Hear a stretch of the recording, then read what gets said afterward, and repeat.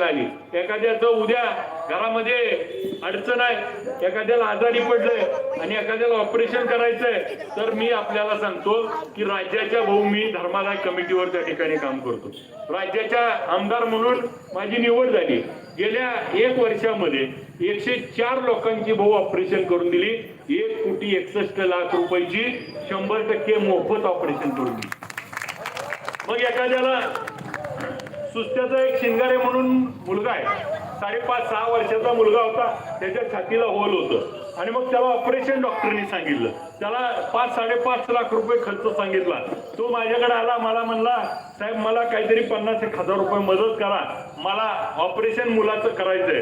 मी त्याला म्हणलं तुझं 100% मोफत करतो. त्याला डोळ्यात अश्रू आले, त्याला खरंच वाटेना.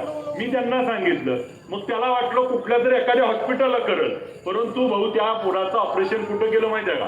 मुंबईमध्ये रिलायन्स हॉस्पिटलला 5.5 लाख रुपयाचं मोफत ऑपरेशन